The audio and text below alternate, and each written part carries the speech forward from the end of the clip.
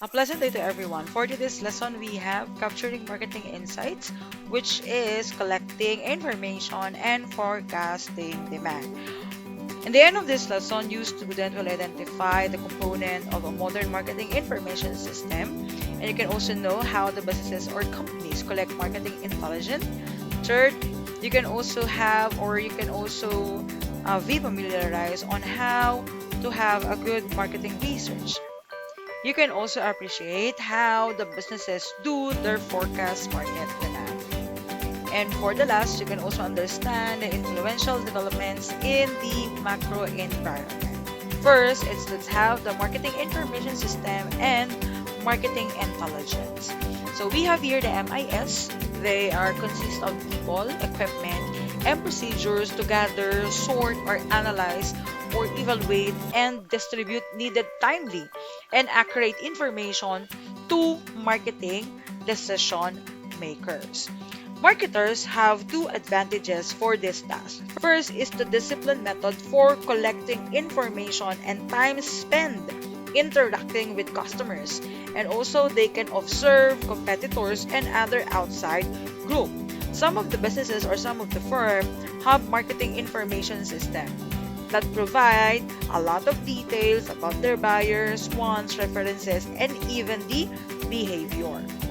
Every firm also, they need to organize and distribute a continuous flow of information to its marketing manager. Through this information, they can rely on their internal company records, marketing intelligence activities, and even their marketing research. Second, what are the internal records and database system? These are the important opportunities and even the potential problem that the marketing managers rely on internal reports of their orders, sales, prices, even the cost, inventory levels, receivables, and their payables.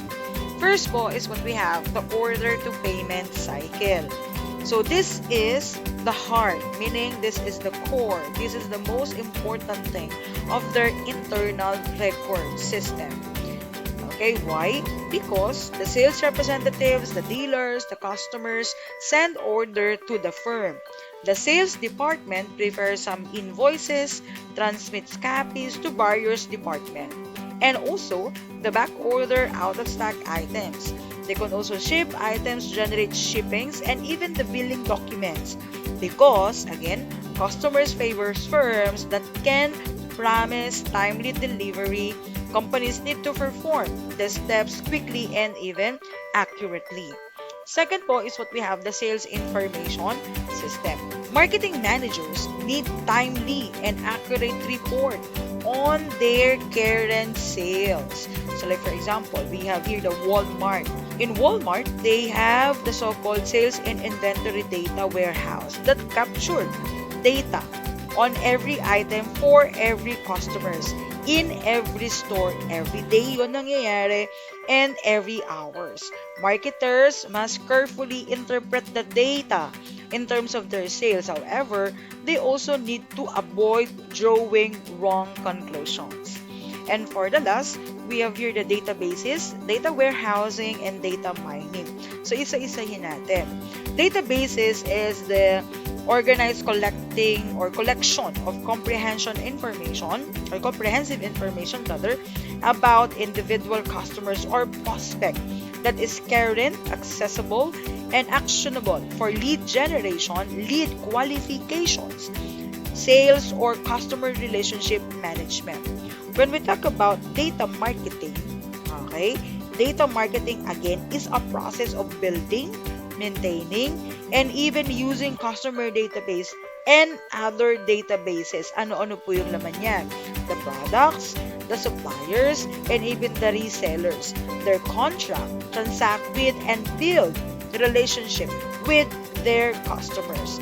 Information captured by the company is organized into their warehousing or data warehousing, wherein marketers can capture, query, and analyze data to draw inference about individual customers' needs and responses. And also, they have the so-called marketing analysis. So this marketing analysis, they really need to use data mining. So when we talk about data mining, this is how the businesses extract from the mass of data useful insight about the customer behavior, trends, and segments. Next, let's talk about the marketing research and its processes. And somehow you are familiar with this. Why? Because all throughout or nung kayo po ay nag senior high school, gumagawa na kayo ng research. So balikan lang natin. The American Marketing Association defined marketing research as the function that link the consumer, customers, and public to the marketer through information. This information used to identify and define marketing opportunities and problems. They can also generate, refine, and evaluate marketing action, monitor marketing performance, and improve understanding of marketing as a process. Marketing research specify the information required to address these issues, design the method for collecting information, manage and implement the data collection process, analyze the result, and communicates the finding on their implication. Most of the company use multiple resources to study their industry, competitors, audiences, and even their channel strategy. They normally budget marketing research at 1% to 2% of their company sales and spend much of that on outside firm. Marketing research firms fall into three categories. First is the syndicated service research firm, such as Nielsen, gather consumer and trade information, which they sell for a fee. We also have the custom marketing research firm. They design studies, implement them, and report the finding. And for the last, we also have the specialty line marketing research. These are the firms provide specific services such as field interviewing. To understand this process, to take advantage of all the resources and practices available, good marketers adapt a normal marketing research process that allows or that follows the 6 steps shows here, which are to define the problem or decision alternatives and research objectives. Second, develop and research plan. Collect the data. Fourth, analyze the information. Fifth, present the findings. And for the last, make the decision. Let me discuss this one by one. First, in our first step, marketing managers must not define the problem too broadly or too narrowly for the marketing research. In this case, the researcher and even the marketing managers are defining the problem. Like for example, the problem is about the sales. Okay? So, when we talk about sales, it's too broadly. So, anong gagawin? We need to specify it one by one. So, like for example, saan tayo dapat magbawas ng ating cost? Paano natin malilimitahan ang paggastos ng business and so on and so forth. So, what I'm trying to say is that we need to be more specific to answer the market problem. Okay? And also, for the second one, after we can define the problem, we need to develop some of the research plan. So, para po mangyari ito, we need to have a data sources. Pag sinabi pong data sources, these are the gather data. It's either these are primary or secondary or both. So, pag sinabi po natin secondary data, these are the data were collected for another purposes and already exist somewhere. However, once we talk about primary data, these are the fresh gathered for a specific purpose or a project. Researchers usually start by examining secondary data. If the needed data don't exist or are dated, inaccurate, or even incomplete or unreliable, the researcher will need to collect primary data. In research also, for us to develop this, we have certain approaches. First is what we have, observational research. Researcher can gather fresh data by observing their customers. It's either sa shop ito or it's either sa supermarket, or let's say how the consumer paid their bills and so on and so forth. So this is how the researcher can collect data based on what they observe, okay, in a certain place, or let's say in a certain market, and also in a certain places. So yeah, like for example, if the businesses are offering let's say clothes, ayan, they're going to go on a certain boutique, okay, and they're going to observe some of the prospect, or let's say yung mga carrying customers ng boutique na yun or shop na yun. So titingnan nila kung paano po namimili si consumer. So this is how the observation happened. And also, for the second one, on how can we develop research plan based on the approach, is what we have, the focus group research. Pag sinabi po natin focus group, this is a group of people that are selected. Let's say, they are selected based on their demographic profile. Pag sinabing demographic profile, like for example, puro babae lang, puro lalaki lang, or let's say, this group of people na puro lalaki ay nag-age ng ganitong ranges. So, ayun, nagiging ano siya, mas nagiging focus doon sa grupo na pare-parehas ng nagiging interest for a certain product. This kind of group, okay, binabayaran ito. Okay, para po mas lalong ma-filter yung data na kakailanganin ni business.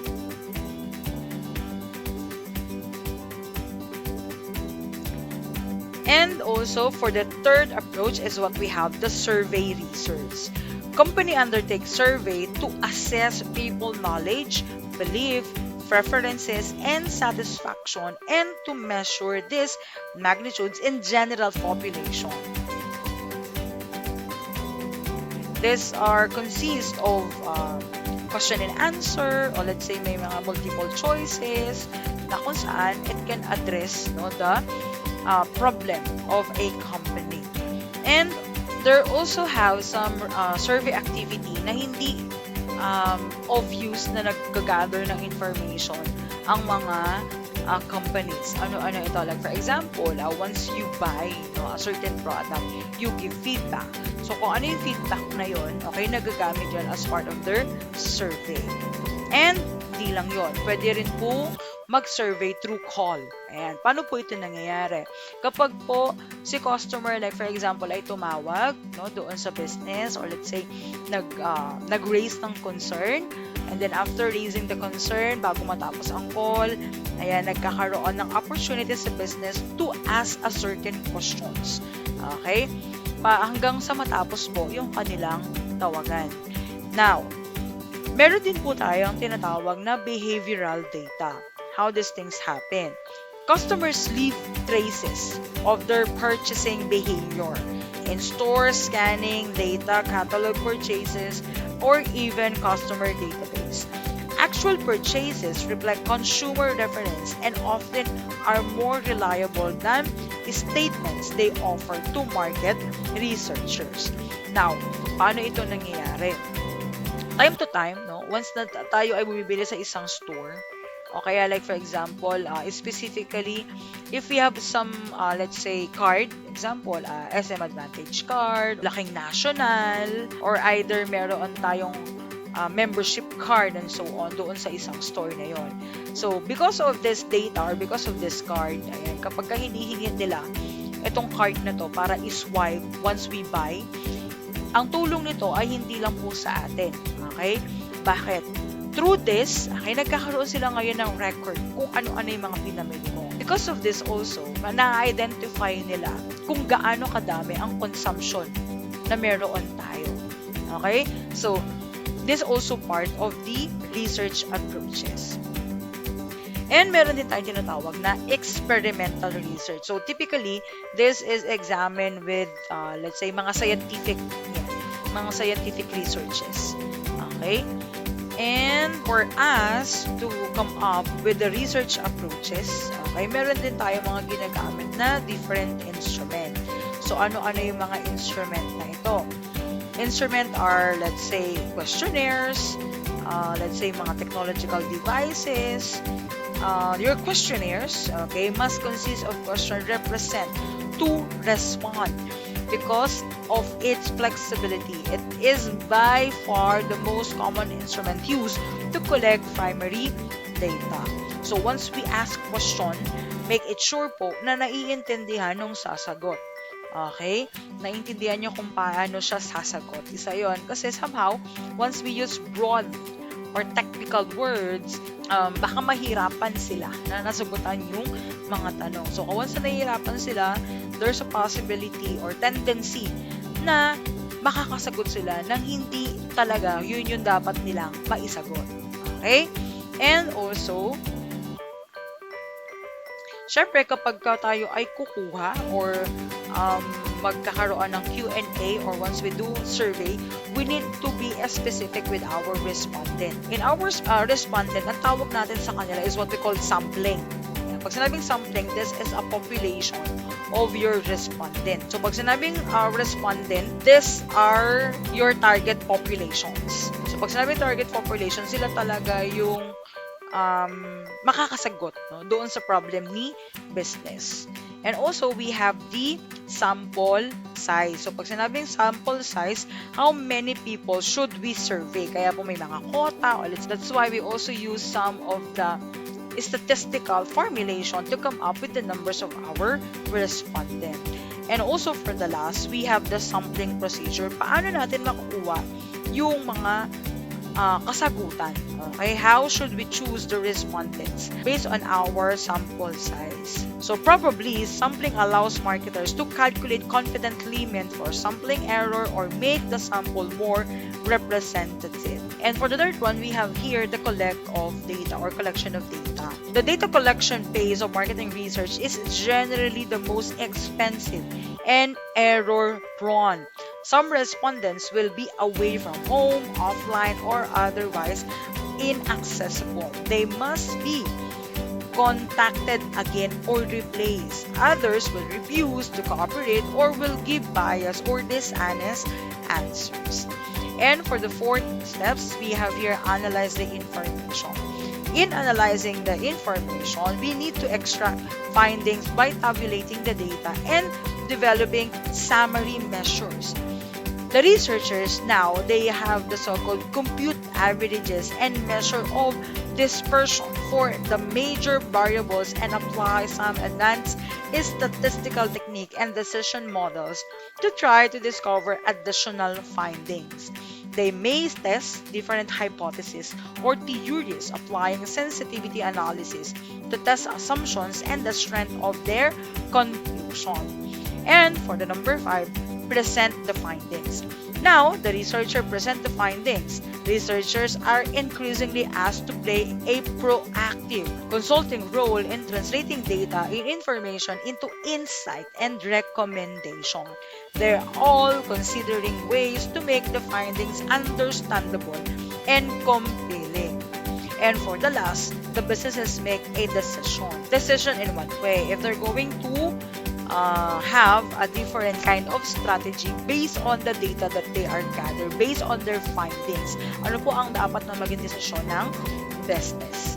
Okay, ano-ano yung mga strategy na pwede niyang gawin or pwede niyang i-execute? Now, let's talk about the forecasting and demand measurement. In conducting marketing research and collecting marketing intelligence can help to identify marketing opportunity.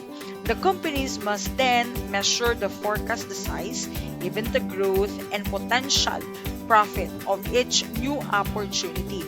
The sales forecast prepared by marketing are used by finance to raise cash of investment and operations, by manufacturing to establish capacity and output, by purchasing to acquire the right amount of supplies, and by human resource to hire the needed workers. If the forecast is off the mark, the company will face excess or inadequate inventory. Why? Because it's based on estimates of demand. Managers need to define what they meant when it comes to their market demand. demand. To measure the market demand, there are many productive ways to break down the market. Una na rito is what we have, the potential market.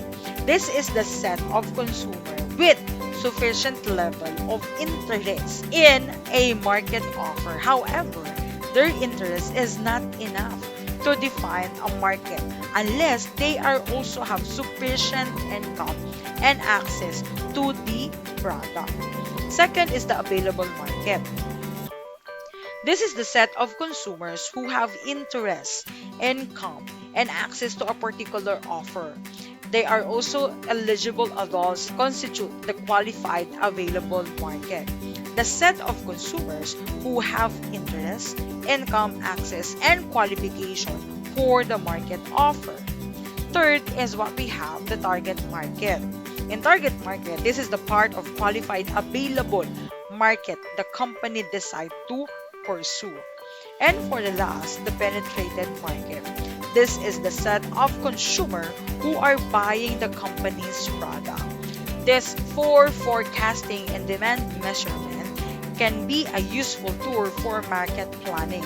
If the company isn't satisfied with their current sales, it can try to attract a larger percentage of buyers from its target market. It can also lower the qualification for potential buyers if they can also expand its available market by opening distribution elsewhere or lowering their price. So, it can be reposition itself in the minds of their consumers. And now, how the businesses analyze their macro environment. Firms must need to monitor their six major forces in the broad environment, such as demographic, economic, sociocultural, natural, technological, and even the political, legal. We'll describe them separately, but remember their interaction will lead to a new opportunities and even trends. For example, explosive population growth, which is demographic, leads to more resource depletion and even the pollution when it comes to natural, which leads to consumer to call for more laws, which is political, legal, which is stimulate new technological solution and project, which is technological, that if they are affordable or economic, may actually change attitudes and behavior, which is the socio-cultural. So as you can see, magkakakonekta ang bawat isa. Now, let's talk about the demographic forces. This one. And demographic forces, the main demographic factors marketers monitor is definitely the population, including the size and the growth rate of the populations in a certain cities, region, or even the entire nation. We can also here identify how the age distribution and even the ethnic mix, educational level, and household patterns. Next is the economic environment. In economic environment, this is the purchasing power depends on consumers' income, savings, debt, and credit availability, as well as the level of the prices. As a recent economic downturn vividly demonstrated, fluctuating purchasing power strongly affects business. Marketers must understand consumer psychology and levels and distributions of their income, savings, debt, and their credit. And next, we have here the socio-cultural forces. In socio-cultural environment, we absorb almost unconsciously a world view that defines our relationship to ourselves, others, organizations, society, nature, and the universe. So what are those things? First, view of ourselves. Some pleasure seekers change fun, change, and escape. Others seek self-realization. Some are adopting more conservative behavior and ambitions. Second is what we have, view of others. In viewing of others, people are concerned about the homeless, crime, and victims, and other social problems. At the same time, they seek out those like themselves, suggesting a growing market for social support products and services such as health, club, cruises, or let's say religious activities, as well as the social subrogates like television, video games, and social networking sites. Third is the view of organization. After a wave of layoffs and corporate scandals, organizational loyalty has declined. Companies need new ways to win back consumers and employee confidence. They need to be good corporate citizens and ensure their consumer messages are honest.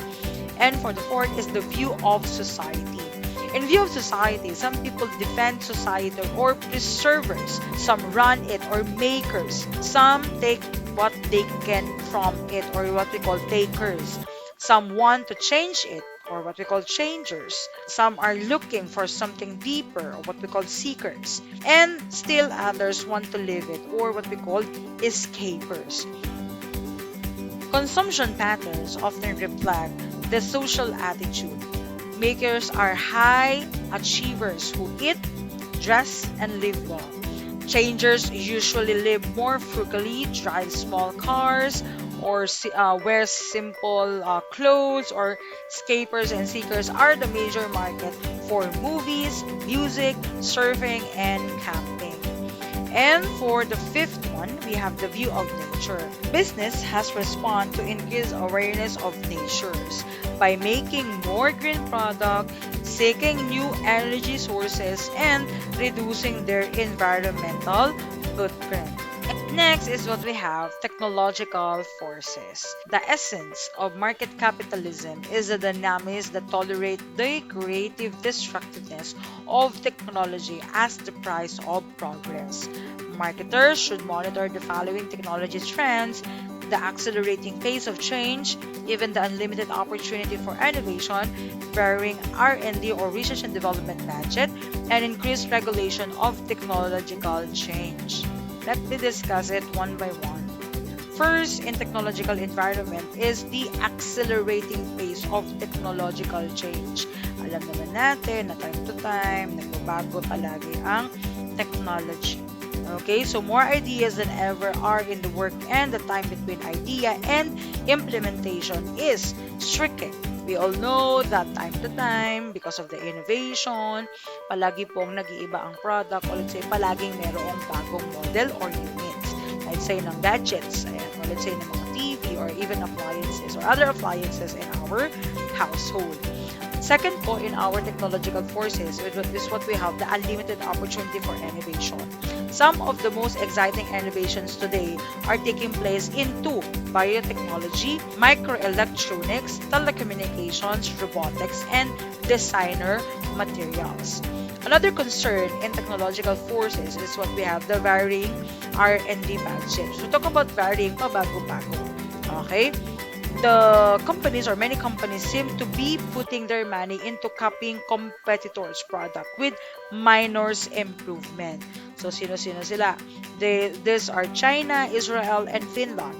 All are beginning to spend a larger percentage of their income than to United States. And for the last concern in our technological environment is what we have, increased regulation of technological change. We all know that the government can expand or expanding their agency powers to investigate and ban potentially unsafe product. Safety and health regulation have increased for food, automobiles, clothing, electrical appliances, and even in construction. And next is what we have, the political legal forces. This environment consists of laws, government agencies, and pressure group that influence organization and individual. Sometimes the political legal environment can create new business opportunities. Mandatory recycling law boosted the recycling industry and launched dozens of new companies making product from recycled materials. On the other hand, overseas government can impose laws or take action that create uncertainty and even confusion for companies.